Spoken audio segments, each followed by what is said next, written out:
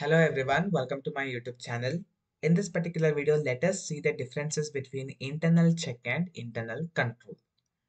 So what is this internal check? The scope of internal check is to detect errors and irregularities. So internal check in a main ಉದ್ದೇಶ ಬಂದು errors ನ ಕಂಡುಹಿಡಿಯೋದು ಮತ್ತೆ frauds ಗಳೇನಾರ ಇದ್ರೆ ಅದನ್ನ ಕಂಡುಹಿಡಿಯುವಂಥದ್ದು. That is the main objective.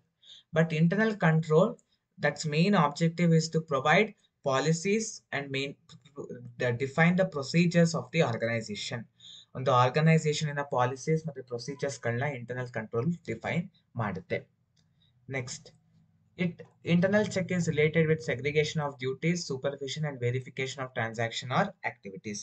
Duties ನ segregate ಮಾಡೋದು, ಸರಿಯಾಗಿ duty ಮಾಡ್ತಾ ಇದ್ದಾರಾ ಇಲ್ವಾ ಅಂತ ಸೂಪರ್ವೈಸ್ ಮಾಡೋದು, ಮತ್ತೆ ನಡೆದಿರ್ತಕ್ಕಂಥ ಟ್ರಾನ್ಸಾಕ್ಷನ್ಸ್ ಗಳನ್ನ ವೆರಿಫೈ ಮಾಡುವಂತಹದ್ದು ಇಂಟರ್ನಲ್ ಚೆಕ್ಕಿನ ಕೆಲಸ.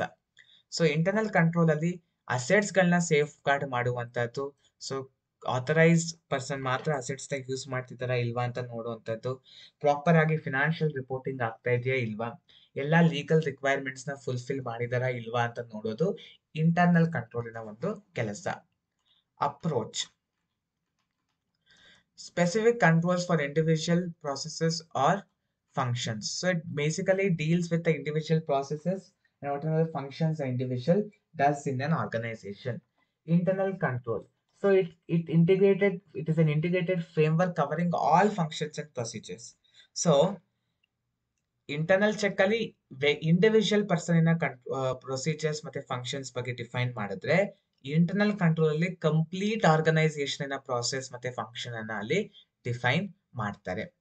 ರೆಸ್ಪಾನ್ಸಿಬಿಲಿಟಿ: ಸೊ ಇಂಟರ್ನಲ್ ಕಂಟ್ರೋಲ್ ಯಾರು ಮಾಡ್ತಾರೆ ಅಂದ್ರೆ ಆರ್ಗನೈಸೇಷನ್ ಅಲ್ಲಿ ಇರ್ತಕ್ಕಂತಹ ಸ್ಟಾಫ್ ಇಂಟರ್ನಲ್ ಚೆಕ್ ಅನ್ನ ಮಾಡ್ತಾರೆ. The internal check is performed by the staff within the organisation.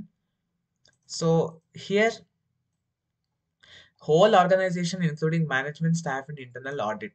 So internal control, the responsibility of internal control is with the whole organization. The management, staff, everybody are responsible for that. Now monitoring. So monitoring of internal check is performed continuously to various internal check procedures. ಇಲ್ಲಿ ಬೇರೆ ಬೇರೆ procedures ಮೂಲಕ monitor ಮಾಡ್ತಾರೆ. But internal control ಅಲ್ಲಿ the continuous evaluation monitor of controls to ensure effectiveness. ಅಲ್ಲಿ internal check procedures ನ follow ಮಾಡ್ತಾರೆ, ಇಲ್ಲಿ ಇಂಟರ್ನಲ್ ಕಂಟ್ರೋಲ್ ಪ್ರೊಸೀಜರ್ಸ್ ನ ಫಾಲೋ ಮಾಡ್ತಾರೆ, ಎಫೆಕ್ಟಿವ್ ಆಗಿದೆಯಾ ಇಲ್ವಾ ಅಂತ ಚೆಕ್ ಮಾಡೋದಕ್ಕೆ. Compliance: ensures compliance with internal policies and procedures.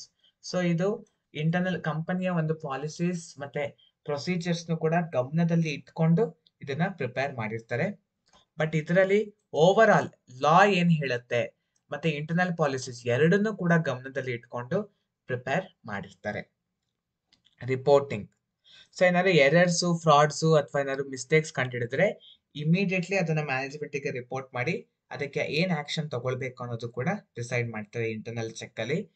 Internal control ಅಲ್ಲಿ ಇಲ್ಲಿ ಮ್ಯಾನೇಜ್ಮೆಂಟ್ ಅಥವಾ ಶೇರ್ ಹೋಲ್ಡರ್ಸ್ ಏನಾದ್ರು ರಿಸ್ಕ್ ಅಥವಾ ಡಿಫಿಷಿಯನ್ಸಿ ಕಂಡು ಬಂತು ಅಂದ್ರೆ ಇಮಿಡಿಯೇಟ್ಲಿ ಮ್ಯಾನೇಜ್ಮೆಂಟ್ ಮತ್ತೆ ಶೇರ್ ಹೋಲ್ಡರ್ಸ್ ಗೆ ಇಲ್ಲಿ ರಿಪೋರ್ಟ್ ಮಾಡ್ತಾರೆ ಇಂಟರ್ನಲ್ ಕಂಟ್ರೋಲ್ ಅಲ್ಲಿ.